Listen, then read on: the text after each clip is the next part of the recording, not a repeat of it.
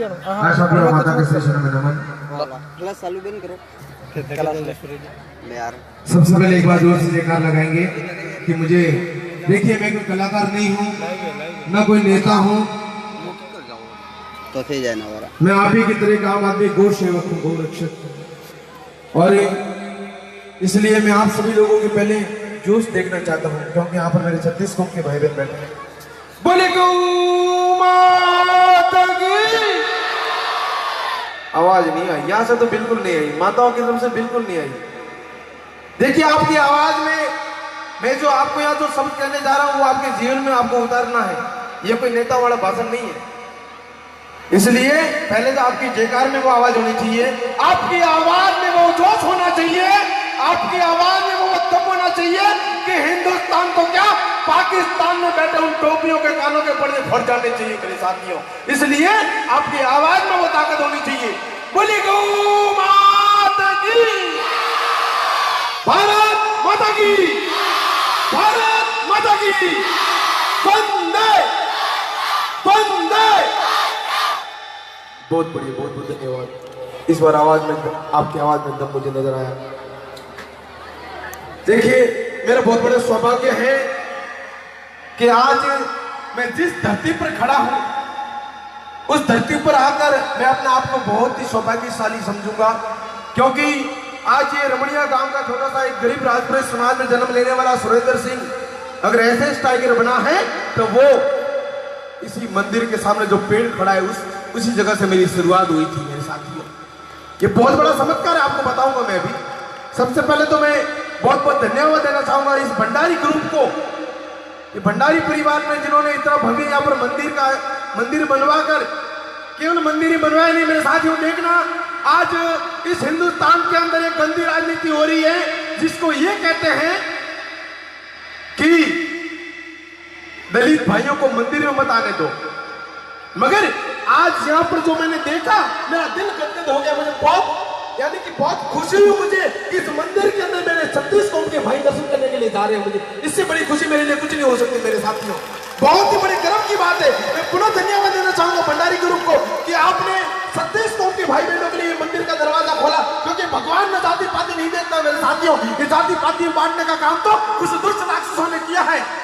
इसलिए इस मंदिर में जैसे मैंने कदम रखा, 36 कौम के भाइयों का आवागमन जैसे देखा, मेरा दिल खुश हो गया कि जिस हिंदुत्व के लिए मैं लड़ रहा हूं, जिस देश के अंदर पूरे हिंदुत्व को एक करने के लिए मैं लड़ रहा हूं, वो हिंदुत्व आज यहां पर मुझे नजर आया मेरे साथी। बहुत बड़ी गर्व की बात है।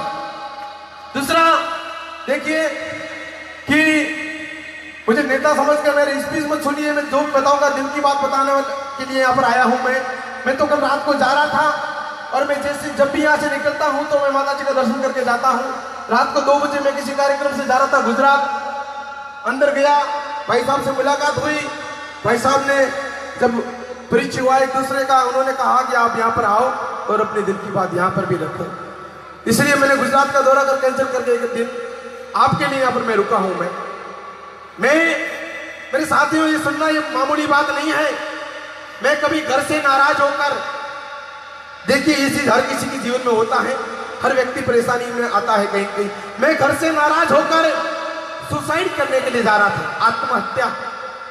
रात को करीबन 2 बजे मैं वहां से घर से निकलकर बाइक लेके यहाँ पहुंचा। ये जो पेड़ है, इस पेड़ के पास मेरी मोटरसाइकिल पहुंची तो अचानक एक आदमी सामने आता है, धोती पहनकर, बड़ी बड़ी मूछें, हाथ में कुल्हाड़ी, तिलक लगा हुआ काला, और मेरे को कहता है कि रुक, कहां जा रहा है? जा भाई, आत्महत्या करवा जाए तो डपोड़ के। यार मैंने सोचा ये कौन सी बात होगी, डायरेक्ट गाड़ी रोक के बोलता है कि डपोड़, आत्महत्या करवा जाए। मैंने कहा आपको किसने बताया? मेरी हिंदी सबको समझ में आ रही है, माता बहनों को आ रही है सबको समझ में। नहीं तो मारवाड़ी में कहूँ, तो खुद मारवाड़ी थी कि भाई, मैंने कहा आपको किसने बोला? मुझे किसने बोला, किसने भेजा, इससे मतलब नहीं है। तू जो करने जा रहा है ये गलत है, और इसके आगे एक भी कदम रखना मत, वरना तेरी जिंदगी ऐसी हो जाएगी, न जिएगा न मरेगा। तेरा जन्म किसी बड़े काम के लिए हुआ है, तू मामूली आदमी नहीं है। इसलिए आज की रात तू यहीं बैठ, और कल तुझे यहाँ से रास्ता बताऊंगा, वहां चले जाना। मैंने कहा कहाँ जाना है? तो कि यहाँ से पथमड़ा गौशाला चला जाना। मैं बाइक रोकी और पीछे देखा था, पीछे कोई मुझे नजर नहीं आया मेरे साथी। जैसे मैंने मोटरसाइकिल रोक के पीछे देखा तो पीछे मुझे कोई नजर नहीं आया। मैं पूरी रात यहाँ पर आग जलाकर पूरी रात बैठा और सवेरे यहाँ से मैं पथमेड़ा गया और वहीं से मैं गौरक्षा के अंदर मैंने पहले पूरा जीवन समर्पित कर दिया मेरे साथियों। ये कदम वहीं से मैंने रखा और आज पूरे राष्ट्र का अध्यक्ष बना हुआ हूँ। गौ माता की कृपा, इस मां भवानी की कृपा और वो दिव्य शक्ति कौन थी मुझे नहीं पता। और यही नहीं बल्कि एक बार मेरे पे हमला हुआ, यहाँ पर चाकू मारी कसाईयों ने और मुझे मार के रोड पे फेंक दिया था और वहां से उठा के हॉस्पिटल में ले जाके 50,000 रुपए उस हॉस्पिटल में डॉक्टर को देकर कहा कि इसको ठीक करो। वो व्यक्ति भी वही था जो यहाँ पर आया था। डॉक्टर को मैंने पूछा, डॉक्टर ने मुझे बताया कि एक धोती वाला बंदा आया था काला तिलक लगा के और ये पैसा दे के गया है। मेरे साथियों, इससे बड़ा चमत्कार मैं कुछ नहीं मान सकता मेरे साथियों। इसलिए मेरा यहाँ बताने का उद्देश्य ये है कि जिस शक्ति के लिए मैं कार्य कर रहा हूं, देश के अंदर हिंदुत्व और गौ माता की रक्षा के लिए जो कार्य कर रहा हूं, उस गाय को आज इस देश के अंदर कुछ आवारा लोगों ने सड़कों पर छोड़ दिया है, गलियों में कूड़े कचरे खाने के लिए छोड़ दिया है, कत्ल खाने जाने के लिए छोड़ दिया है, उसको एक पशु समझ के छोड़ दिया। मेरे भाई बहनों, आपको उसकी ताकत को पहचानना पड़ेगा, उसकी शक्ति को पहचानना पड़ेगा कि वो गाय कौन है। गावो विश्व से मात्र, जिसको 4 वेद 6 शास्त्र 18 पुराणों में विश्व की माता का दर्जा दिया गया।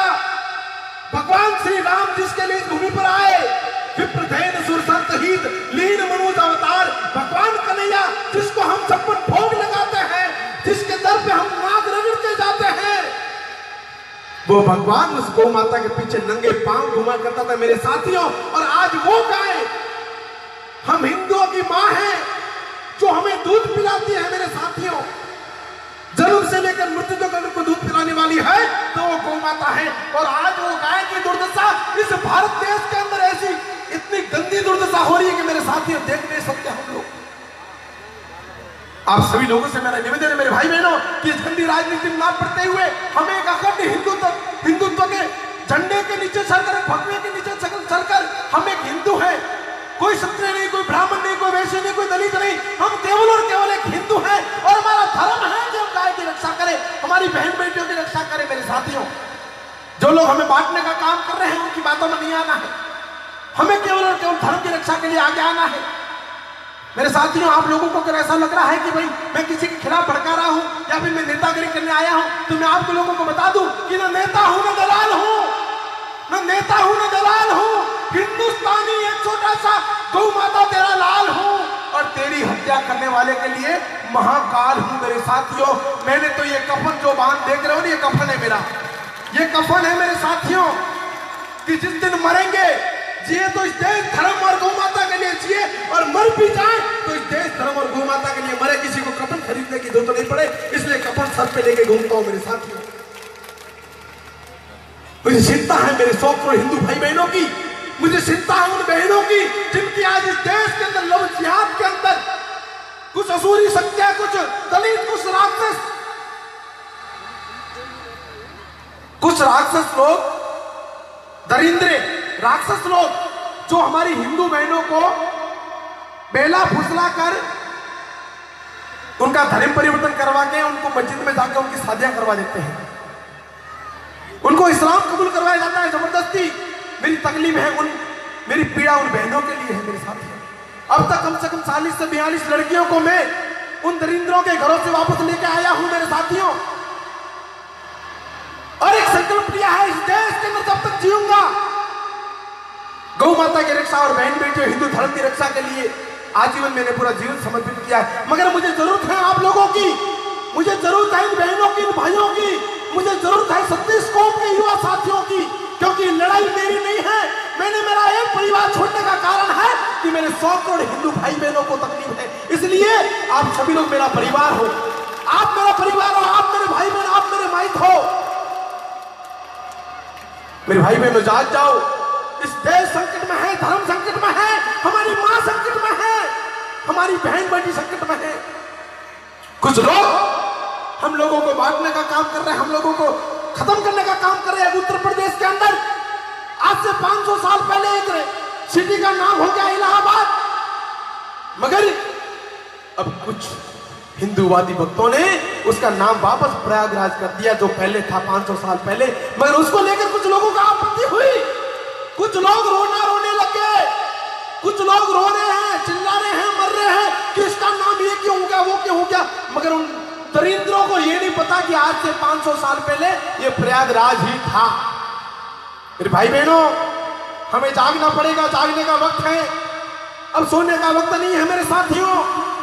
मरने के बाद तो सबको ही सोना है।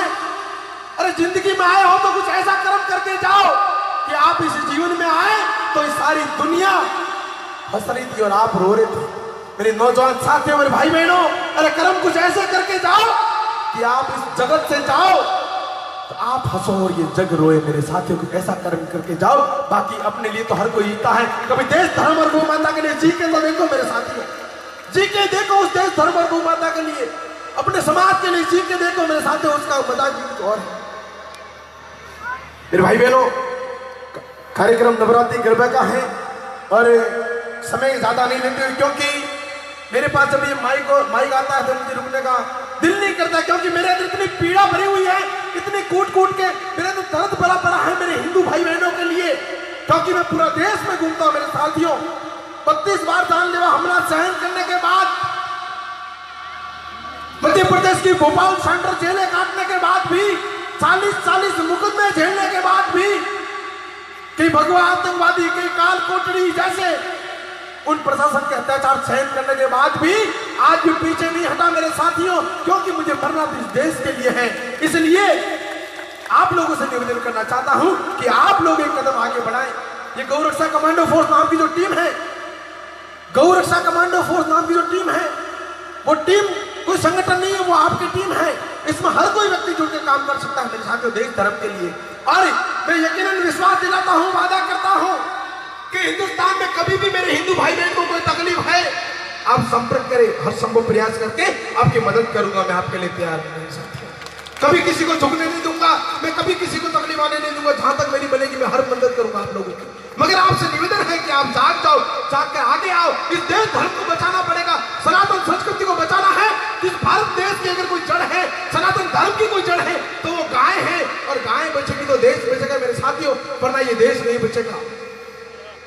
मैं इसी के साथ अपनी वाणी को विराम दूंगा और अंत में हमने गौ रक्षा कमांडो फोर्स के 4 नारे बनाए, उसी नारों के साथ अपनी वाणी को विराम देता हूं कि मेरे कार्य करने का तरीका अलग है मेरे साथियों। मैं गांधीवादी नहीं हूं कि एक जब इस देश के अंदर मेरी गौ माता के लिए कोई कानून होगा तब, इस देश के अंदर मेरी बहन बेटियों को कानून होगा तब, इस देश के अंदर लड़कियां को फांसी होगी, गौहत्यारों को हाथ काट 2 सालों के। आप लोग बोलोगे गौ काटने वालों के हाथ काट 2 सालों के, गौ का क्या आसरा है इस देश। अगर आपके जैसे गौ भक्त मिल जाए तो एक दूसरे के पास रहेंगे और आना जाना होगा। अब तो गौ माता हम लोगों का एक ठिकाना होगा। अरे ये तो कुछ भी नहीं, अगर तैयार हो जाए 5-25 ऐसे बाबूजी राठौर तो हिंदुस्तान। ठीक है, नॉन स्टॉप। बोली गौ माता की जय। आवाज नहीं आई, आवाज सिर्फ बच्चों से आ रही है। बोली गौ माता की। तो इस पापी